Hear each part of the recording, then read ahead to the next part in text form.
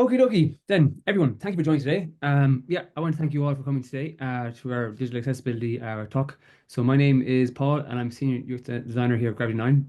Over the last few months, I've been reading up on digital accessibility, to get an understanding of where it's at and where it's going. It's a super important topic, and when you see the statistics associated and progress in inverted commas being made, you start to understand that there's a massively underserved community that requires a lot more attention than that's currently been given. So for for today, what we're going to cover, we're going to start off by taking a look at the current global accessibility landscape. We'll then have a look at what universal, inclusive, and accessible design mean and how they relate to each other.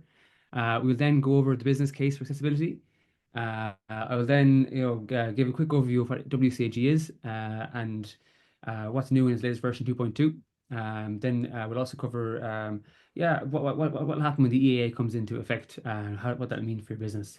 Then nearing the end of the talk, we'll address what's going on with AI and accessibility before going into some practical steps, how you can kind of prepare for the EAA, and then we will finish up with some questions at the end. So yeah, before I start, I wanted to show you this slide first. So this is a slide from Microsoft's Inclusive Design Toolkit, and I think it's a great way to articulate what a disability is and what a disability isn't. So on the left, we have the older way in which a disability is understood, and this would be the medical model, and which states that disability is a personal health condition, whereas on the right, we have the newer and more modern interpretation of, of what disability is, and it's based on the social model. And this social model says that the disability is caused by an environment in the environment in which the person is in, not their personal health condition. So, like, a disability is a mismatched interaction. Like, for instance, if someone in a wheelchair cannot read, if someone in a wheelchair sorry, cannot enter a building, if there's no wheelchair access, just like someone who is blind cannot participate in a website if there's no screen reader access. Both mismatched interactions, both environments are disabling the individual. There is a way that each person with a disability can access digital content. It just takes a little bit of thinking beforehand for them to experience the content the same way that everyone else does. And then yes, here I'd like to speak about what accessibility is. So accessibility is it's about making sure that people with disabilities can access digital products and services just the same as everyone else. Yeah, there's a lot of people here in the world who have a disability, 1.3 billion people. And interestingly, 80% of people with disabilities of these disabilities are invisible. Things like vision and hearing impairments, cognitive disabilities such as ADHD or autism. And a lot of these people would use assistive technologies to access content online.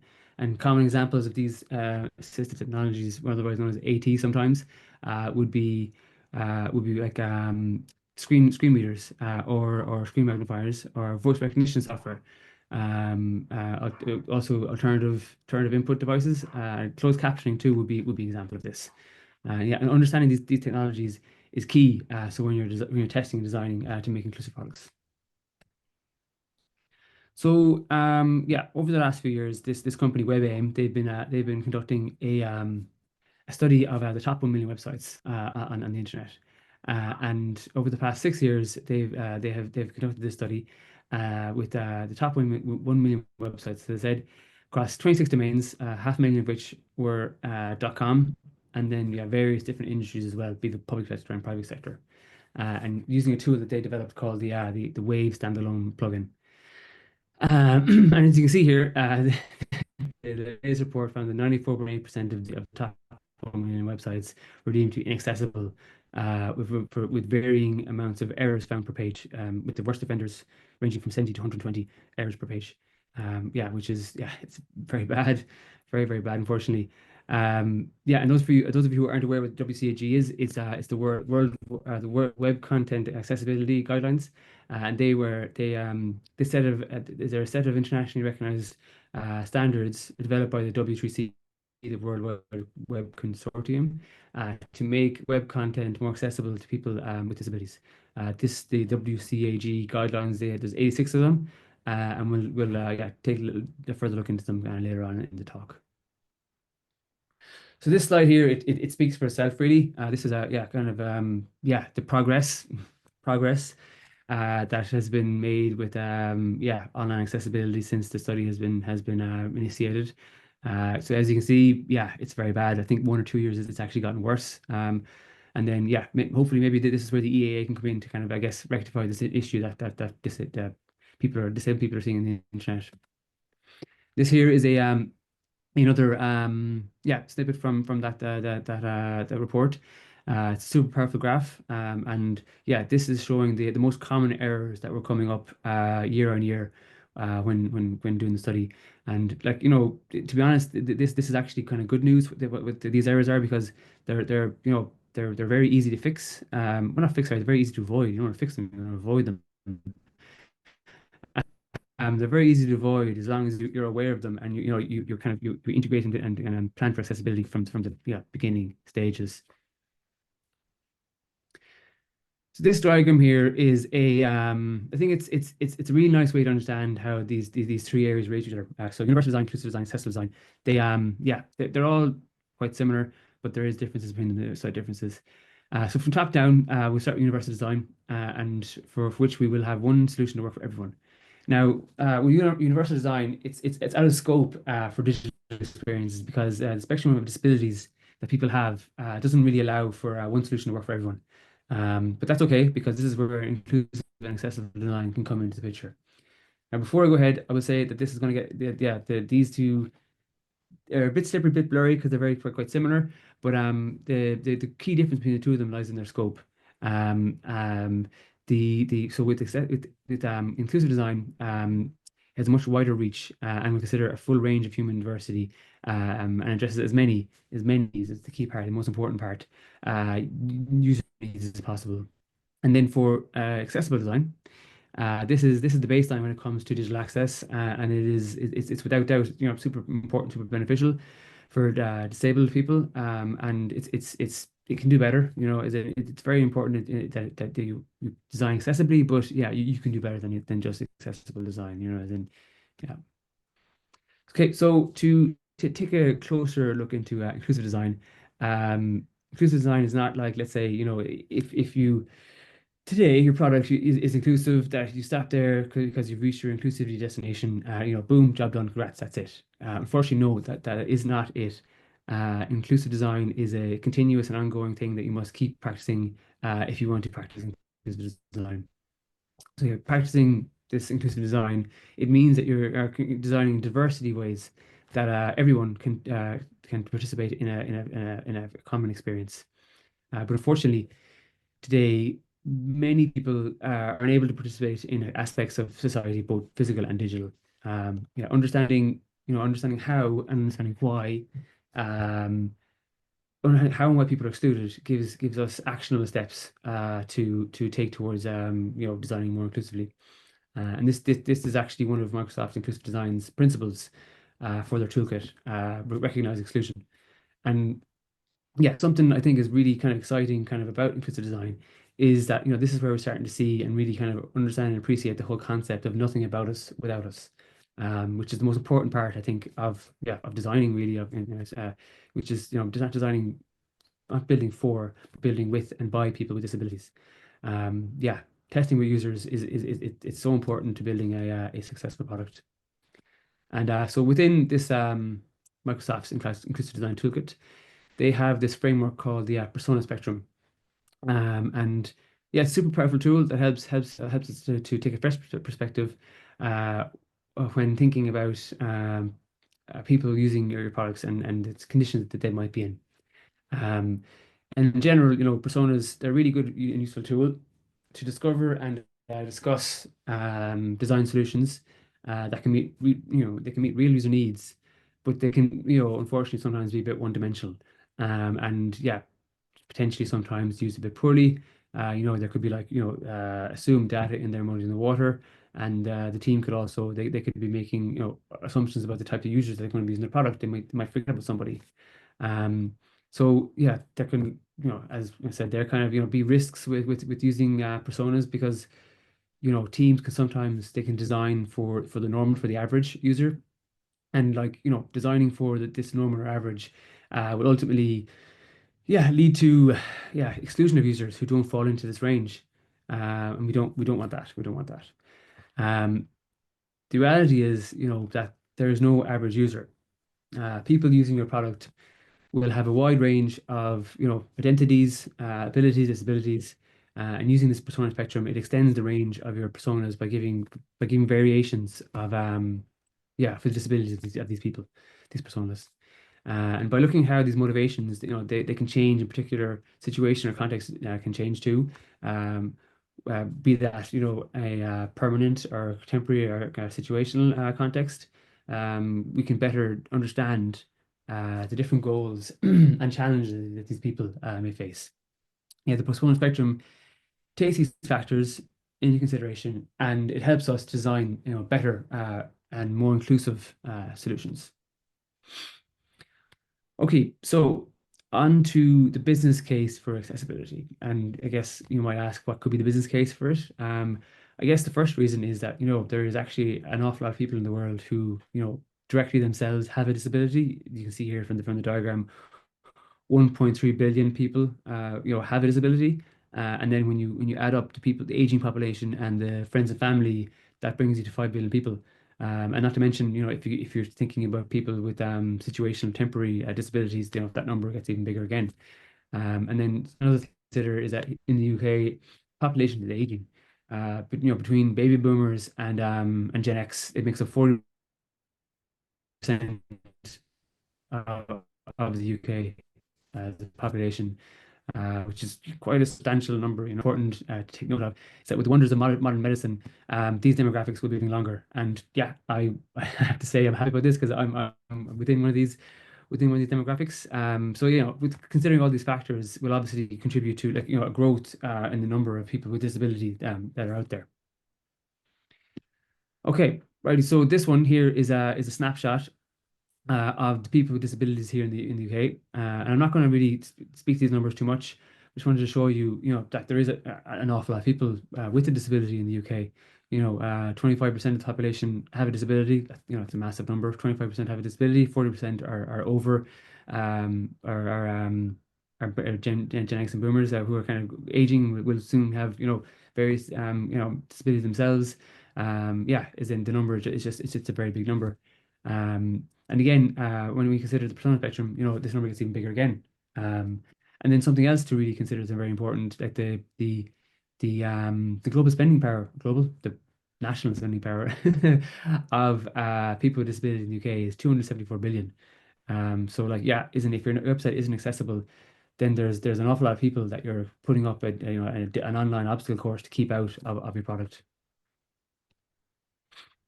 So last year, there was a report that was submitted to the UK government, and it outlines the current state of accessibility for products and services for disabled people in the UK.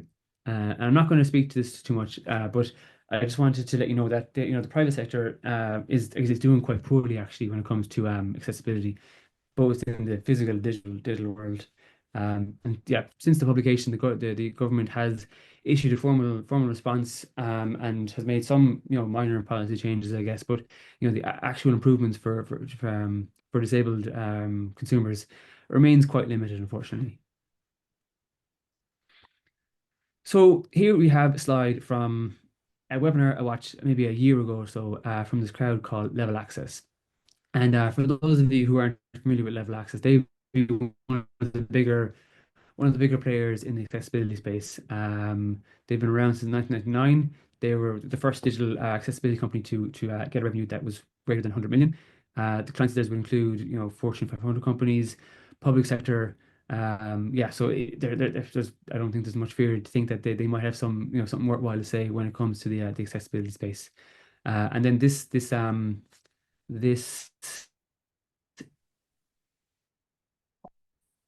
this survey that they did conducted by 500 different individuals, a diverse set of professions, uh, which included developers, junior, senior management, as well as directors. So again, yeah, one or two of these here. So yeah, importance in design. 71% of respondents ranked incorporating accessibility in design among the most impactful actions for advancing digital accessibility in their organizations. And then the last one there, organizations that address accessibility in planning and experience. Two times they were more likely to report improved customer acquisition, twice as likely to report customer retention, and then twice as likely to report improved sales.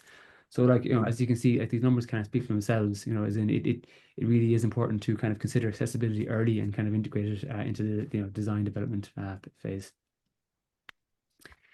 So to continue on with another story from Level Access, they client of theirs, they tracked, they were working with a client, and who baked accessibility early into their process, and they monitored this, and they compared it to another client who did not integrate accessibility into their process, but they fixed the issues after the fact. And yeah, there was X percentage reduction in accessibility issues that were found with the crowd who integrated it early versus the guy who got integrated later. And yeah, the amount that it was reduced was 90%. There was a 90% reduction in issues that accessibility issues that the other company had to fix basically. So it might be the time, if you're not kind of pricing accessibility kind of early in the design and planning stages, yeah, get it in there now because it'll save you a lot of money. So continuing with the business case, we're going to take a jump back to 2001. So Tesco, they worked with the Royal National Institute for the Blind, and together they made Tesco's home grocery service more accessible for blind users. They they tested it with more than 70 blind and partially sighted people. Again, testing with users, it's so important for a successful product, especially when you're designing something for disabled people. And what were the results from this investment that they made? So they invested £35,000, and yeah, between 2000 and 2001, the revenues went up, our sales went up from 52 million to 235 million, a 451% increase. Yeah, which is yeah, I'm sure within this business space kind of unheard of, really. But I guess they were kind of ahead of the game with that, with kind of designing and kind of providing an accessible service for people with disabilities. And then yeah, crazy number that they from 2000 to 2001, the precursors orders jumped from 28,000 per week to 700,000 per week, which is like yeah, pretty. These numbers are pretty outstanding. And again, this is from a long time ago, so I guess it doesn't necessarily apply so much now because people, accessibility is practiced more so now. But yeah, there was an interesting thing that Tesco found with the design of this highly accessible website was that they found it much easier for the sight or their non-disabled customers, or the non-disabled customers found it much easier to use. And there's actually kind of a very interesting kind of story behind this, and there's even a term kind of coined for it, and this is called the curb cut effect. And yeah, before getting into this research, I had no idea that there was such a rich history behind, something so kind of simple and, everyday and kind of almost nothing as the curb cut. But you should definitely look into the history of this because it's very fascinating, very interesting. Actually, 99% Visible, they they did an episode on it. And yeah, definitely give it a listen. It's very interesting to get the whole story. So this, seemingly simple design that makes walking through streets more accessible for those with disabilities and even those without was so significant that, as I said, the term coin cut, curb cut was coined. Yeah, so some current examples of this um, would include closed captioning, um, and for benefit someone trying to watch TV in bar. If you might remember from the image I showed a while back from the persona spectrum, yeah, this would fall into that space. Another one would be speech to text. This could benefit someone who's yeah, they're holding a baby in their arms and they want to respond to a message. Again, persona spectrum example there. And another kind of interesting one was text to speech. And I actually use this one quite a lot myself for listening to articles while cycling or while running. And yeah, as in there are lots of unintended benefits from when you design accessibly. So now we'll take a look at the WCAG. And yeah, as I mentioned before, the guidelines they're developed by the W3C, the World Wide Web Consortium. And in particular, the WCAG, it focuses on making web content more accessible for people with disabilities. Um, they were established back in 1999, and there's been three updates since they initially came about, and the most recent one was in was October 2023. Excuse me, and that was the 2.2. And there's a new update in the pipeline. That there was a preliminary draft released, I think about a year ago or something like that, and it's 3.0. And yeah, this is expected to be released sometime between 2027 and 2030. So yeah, it's still quite a bit away. So as you can see, things within the accessibility space, they move quite slowly. It is a very complex area, so I guess that's maybe partially why it moves so slowly. But in what, 25, 26 years, there's been four updates. Sorry, someone trying to jump in? Oh, all good. So yes, the WCG, it was built around four principles, four foundational principles, and they're kind of have acronym the acronym of POUR, so perceivable, operable. Yeah, they're leading sorry, they're leading accessibility crowd, and yeah, well worth having a look at if you want to kind of keep up to scratch your best practices. So if you're designing a website for it to be perceivable, that means can everyone see and sense what's there. If a user is able to perceive the information regardless of their ability. Next is it operable? Can everyone use it? And no matter how they interact, this would mean like can they operate the website in the way that was individually intended, regardless of ability? So, for instance, this means like um, would there be descriptive links for instead of the likes of click here or see more?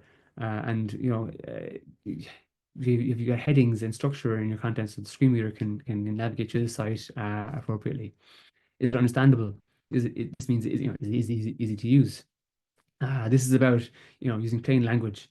It's about having a consistent user experience and making sure things are predictable and understandable. It's basically kind of information architecture 101.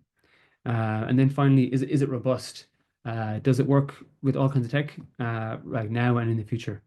Yeah, can the content work well and with all browsers and devices, assistive technologies?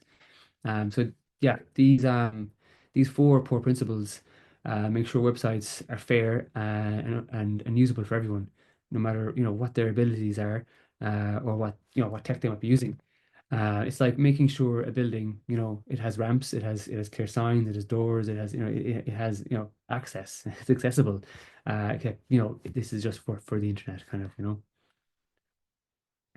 As I outlined a while back, the WCAG, it's got there are three conformance levels: A, AA, and AAA. And with the first one, level A compliance, it represents the bare minimum requirements and it addresses the utmost critical accessibility issues. To put it another way, like level A makes sure that everyone has a seat at the table. It's important to keep in mind as well, that level A does not mean it does not guarantee that all users will have an accessible experience. Yeah, not everyone will have an accessible experience. Example of this level A would be, is there alt text for the images? Is there a text alternative for the image that's on the page? And next up, we have level AA, and it's generally considered the acceptable standard for accessibility, which all businesses should aim for. It addresses a broader range of issues and aims to make web content more accessible for a much wider audience. Examples of AA would be, contrast, ensuring that there's a sufficient contrast between the text and the background so that people with, poor vision can read the text. As another one would be, if the text is resized up to 200%, will the page still make sense? because people will get will zoom up to that much just so that they can read and see what's going on a bit better. So level AAA compliance. This is the highest and most stringent of all the levels, and it includes all A and AA criteria.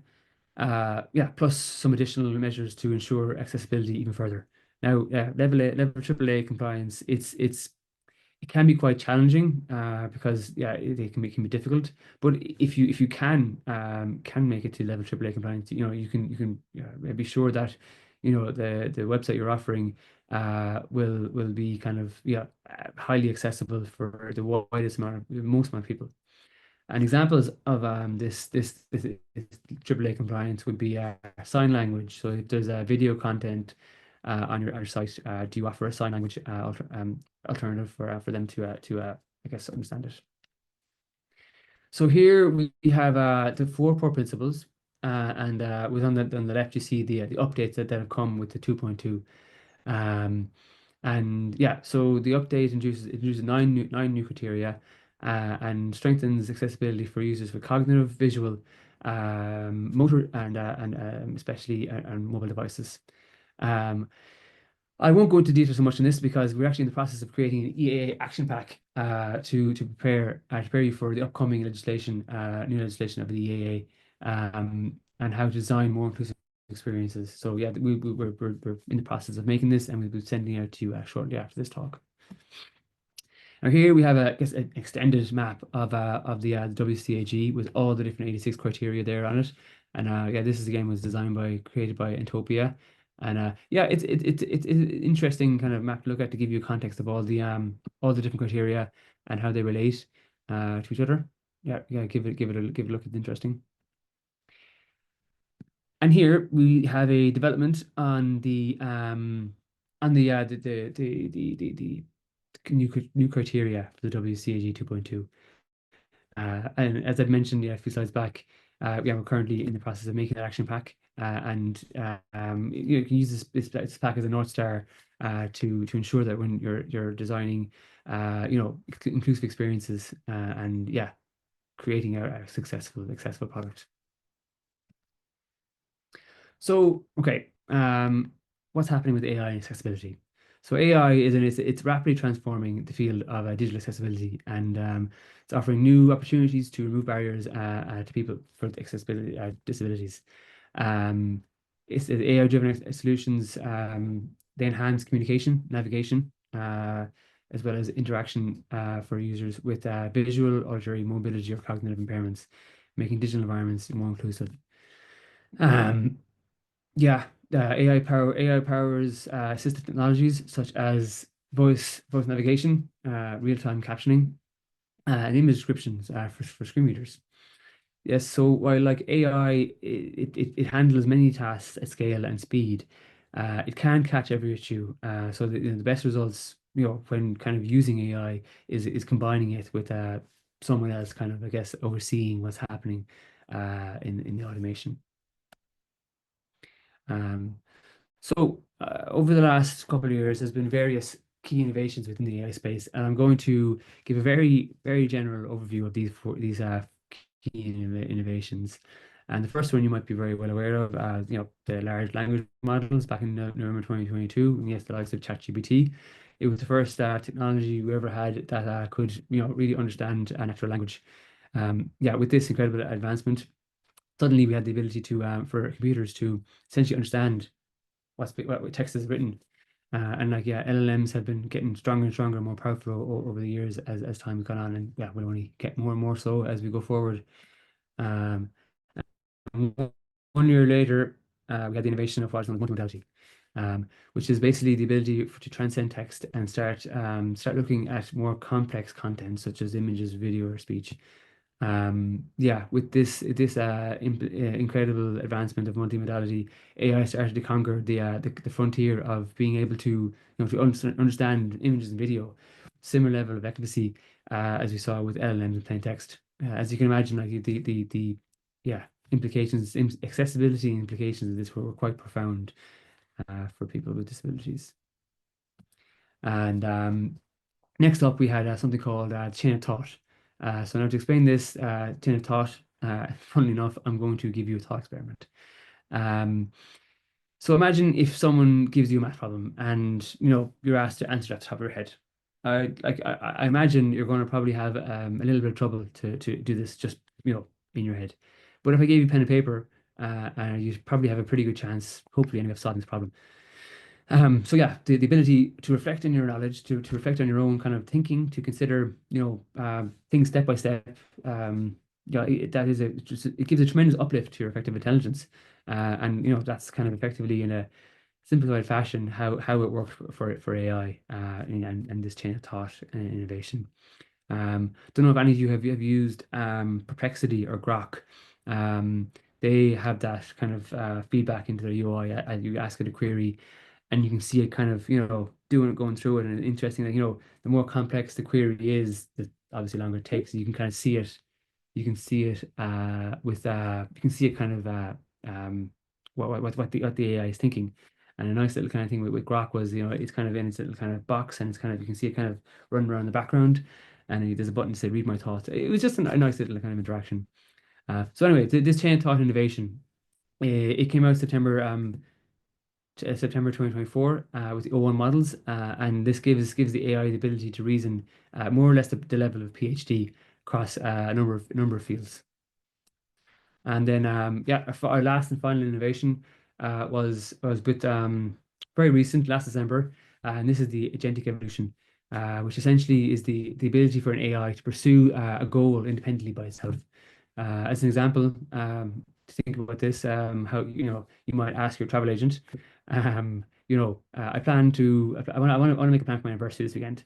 I'm going to be going to this city. Can you research, possible ideas of what we could do? Restaurants to go to, activities to do. Here's my budget. These are our interests. And then the AI will go away, do its thing in the background, and then it'll be able to research, explore different avenues and options, and then it can come back to you with the result. That's pretty impressive, really. And yeah, with time, these are going to even get stronger and stronger with kind of more use cases. So yeah, these four areas, they're really important advances in AI for a plethora of reasons. But and I will show you some of these areas and how AI and accessibility advancement is advancing. Okay, so uh, the applications for AI accessibility. First up, we have here natural language processing, otherwise known as NLP for content simplification. And then yeah, this NLP, these NLP tools, they can rephrase complex text and generate generate easy to read content, making web information more accessible for users with cognitive and learning difficulties.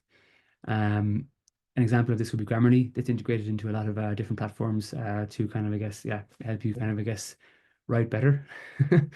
And yes, the next up here we have image and video recognition for all text. So yeah, the example of this would be computer vision technologies.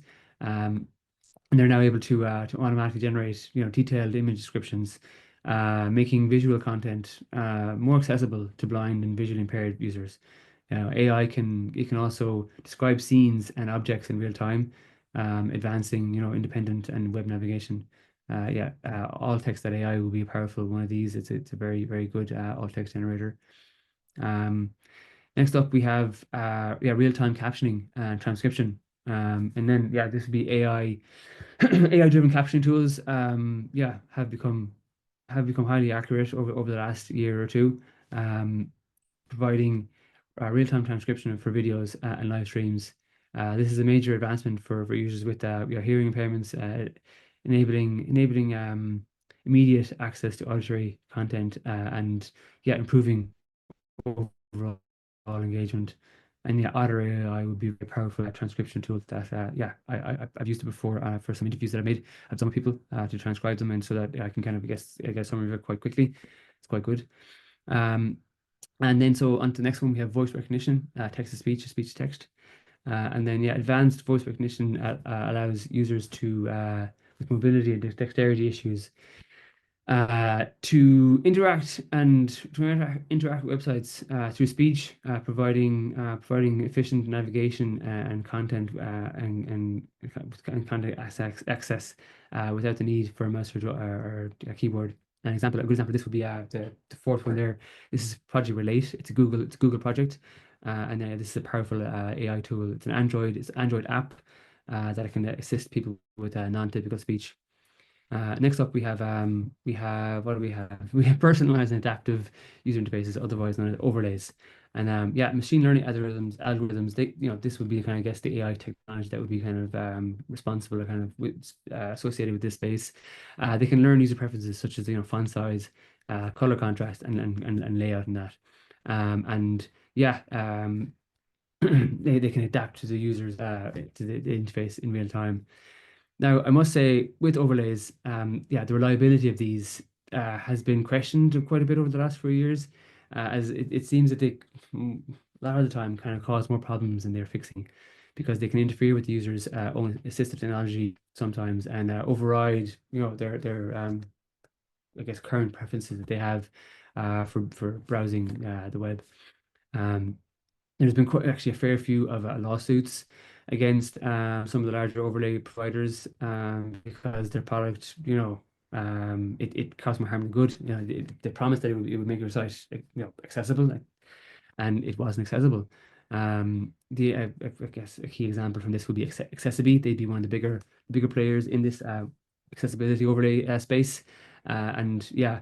Um, yeah, their overlays caused so much problems that someone they built a plugin, a Chrome plugin, it's called Accessibility Gone, yeah, to disable it because yeah, it was yeah screwing up their preferences and they weren't able to access the website properly. Um, and then, yeah, I would say one thing I should say about overlays, it is okay to use them for a short period of time, if your website needs it. But like, it's vital that if you have an accessibility statement on your site outlining why it is you're using the overlay and what is inaccessible, and like your accessibility statement must have a clear roadmap as to yeah what's wrong, how you're going to fix it, and not necessarily how you're going to fix it, but when you'll fix it. Um, and yeah, so using overlays is okay briefly if you need to, but yeah, I wouldn't be leaning on them entirely. And then lastly, we have automated accessibility testing. Yeah, AI-powered tools can now efficiently scan like entire websites, detect certain accessibility issues like missing alt text or improper headings, and yeah, they can often to an extent suggest and apply fixes to these accessibility errors. Yeah, this has made accessibility compliance and testing with WCAG much faster, much more accurate, much more scalable. Yeah, a powerful tool. This would be the Axe tool for designers that's picking a plugin. Yeah, as well as the Wave plugin from DQ. The Axe tool is also by DQ. Um, so yeah, but with these AI systems, there can be some inherent risks. These automated tools, depending on what area of the WCAG that they're testing for, they can only really catch between 30 and 60% of the issues. The easier ones to the more difficult ones. Yeah, these would include missing all text, low contrast, or improper headings, but with barriers like keyboard navigation and screen reader compatibility will require manual testing and user feedback. So that's why it's very important that you don't solely rely on these AI systems to fix all your problems. You still have to have a human in the loop overseeing what's happening with this AI automation. Not to mention the fact that you must test with real people when to ensure that you're designing and providing accessible and full experience for disabled and non-disabled people. So yeah, challenges for AI and accessibility. So, despite the tremendous benefits of AI power tools, significant challenges and ethical considerations must be addressed to ensure inclusivity and fairness across and security. Um, so, the first one here, accuracy and reliability. Yeah, speech recognition, like Siri or Alexa, can often fail to interpret non-standard speech patterns. And maybe this is why Google they developed and deployed that Google Relate app that is yeah it's highly effective with understanding speech.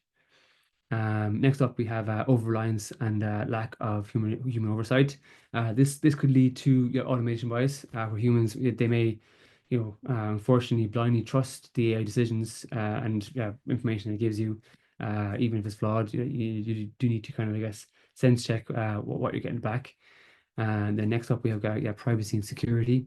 Um, this one, yeah, is an ongoing issue. Like for example, apps like Be My Eyes, it's an app that it's a Danish company that they quite a successful accessibility app for blind people, which connects blind users with sighted users.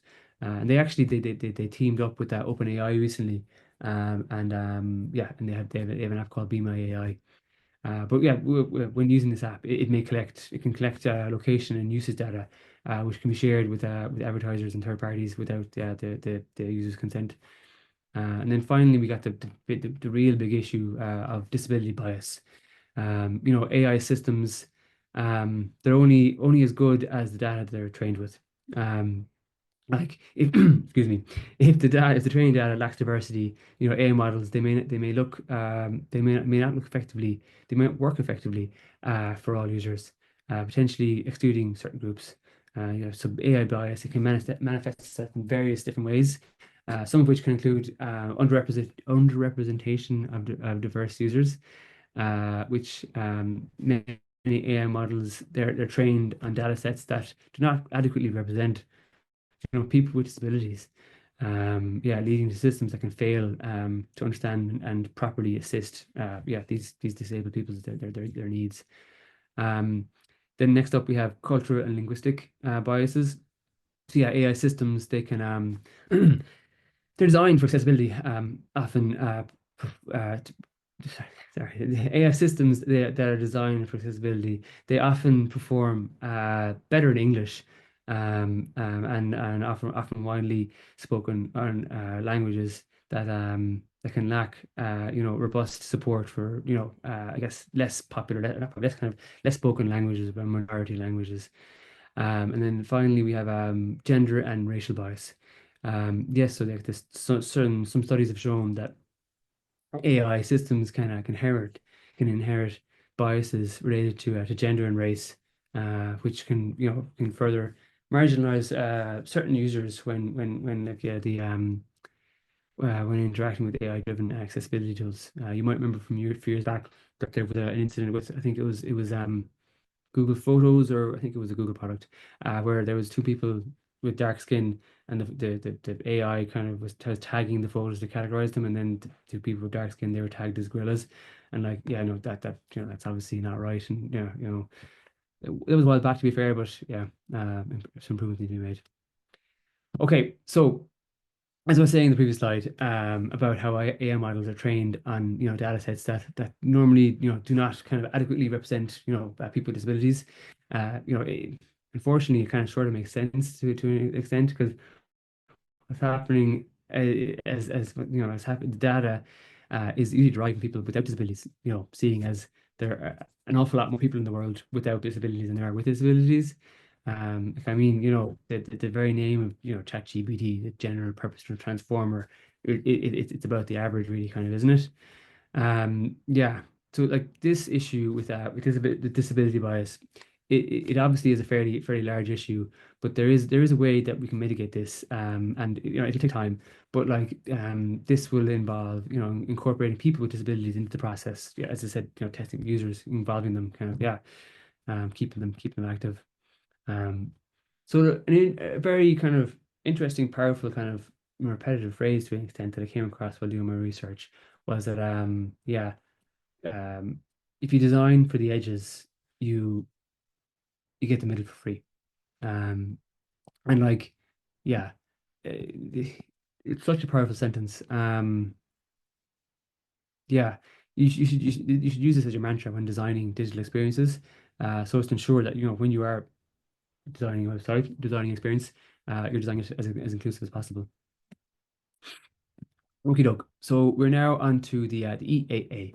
And so yeah, the EAA, it aims to improve accessibility of consumers facing products and services for people with disabilities across the EU. It's a framework with minimum requirements that all member states must adhere to. It came into effect, excuse me, it came into effect, yeah, June 28th, 2022, and with the aim of making digital products and services accessible to all within the EU. and it also includes Norway, Switzerland, and the UK. And yeah, prior to the EAA was the Web Accessibility Directive, otherwise known as the WAD.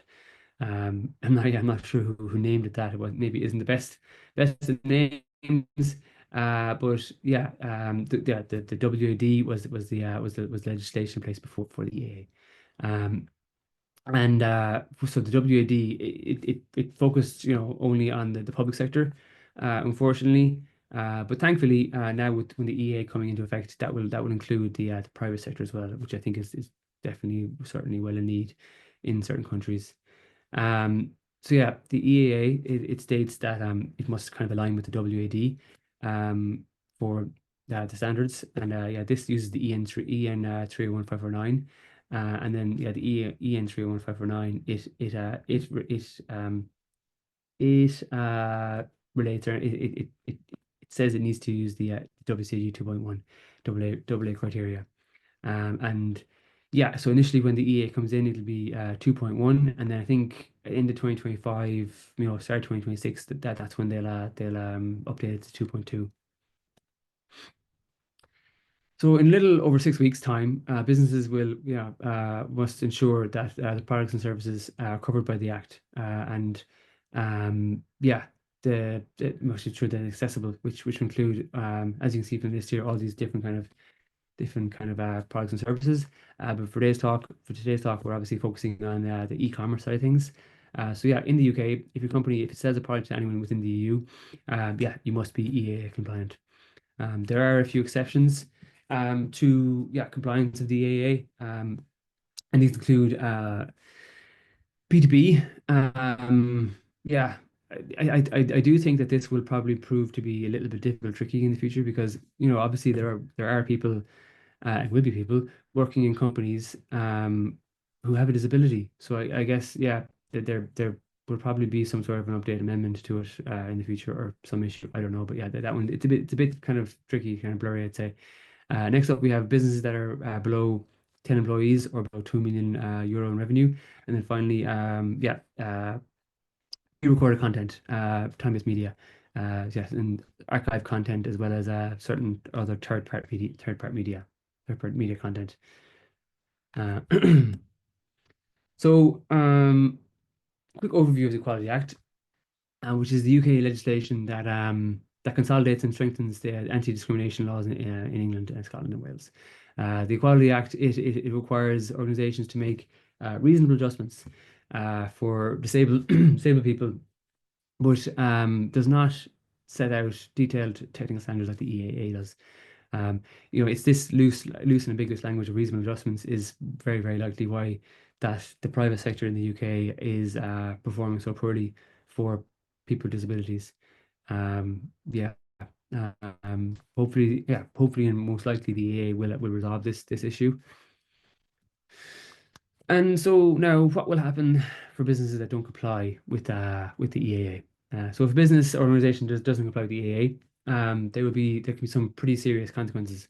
Um, the exact fines and punishments depend on the country that where you operate in. But generally speaking, I guess you could be looking at a fine from 5,000 to 100,000, which is quite the wide range. Yeah, certain countries are kind of taking a stricter kind of outlook on it.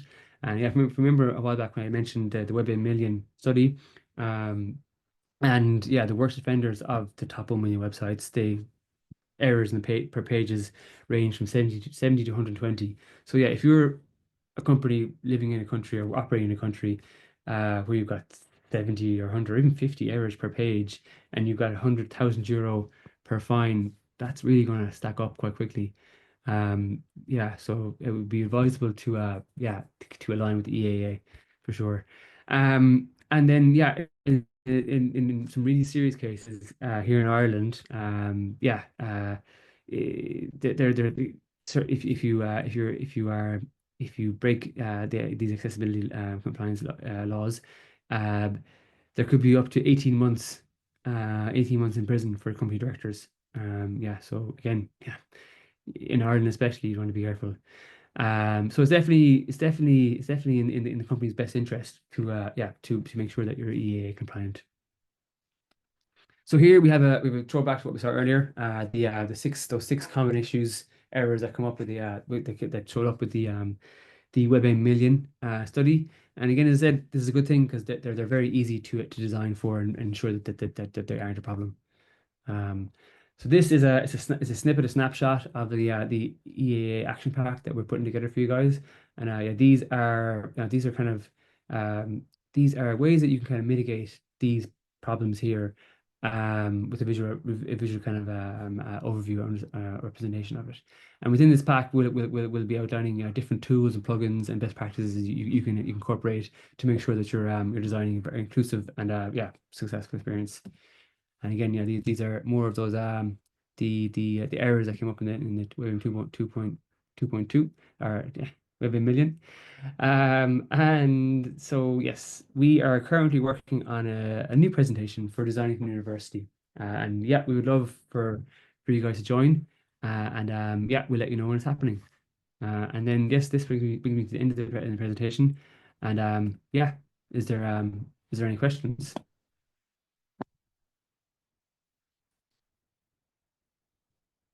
Paul, you have a couple of questions actually in the Q&A chat. One, what do you think the biggest challenge in digital space for implementing accessibility into products? Biggest challenge in this space would for implementing accessibility into products, I guess it's probably a lack of awareness that not designing not being aware people have accessibility issues and yeah that they're not designing for them. Okay. And the other one is, what is your go-to tool for accessibility at this moment in time, AI or not? AI or not? To be honest, I don't use it too much. When I am conducting kind of accessibility tests, I guess I'd use the Axe plugin for Figma. Yeah, it's quite good. There's a free version and a paid version. I use the free version. I don't think the paid version is quite expensive. It's good because it can kind of annotate accessibility kind of points on your Figma designs. And you can also do automated tests that are pretty good on your website as well. And then finally, we've got great to see that private companies are being taken to task, having faced software suppliers responding to reports with no one has been fined in the UK. So we don't need to fix all the issues. So Is there a that's question? more of a comment. Yeah. Yeah. Well, it's 100% true. 100% true. As in, yeah, like to be honest, I was surprised how much of a problem. Well, I was and I wasn't, but yeah, isn't how much of an issue there was with accessibility in the UK of when online. But yeah, with the EA coming in now, that will obviously kind of rectify this problem, thankfully. And Is there have we anything got? else? Were they the end of the questions?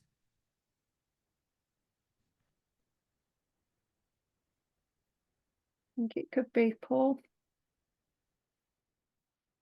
That's okay. That's okay. Well, okay. I'm glad you guys are all joined today. It's been yeah, it's been fun to kind of give this presentation. And yeah, as I said, we're currently in the works of yeah, putting together the design for neurodiversity. And yeah, I would love for you to kind of come back and see what we have to say in that space. And yeah, as I said, the EAA action pack is in the process, and we'll have it out to you yeah, shortly. So yeah, thanks everyone for coming by, and yeah, see you next time. Thank you, Paul.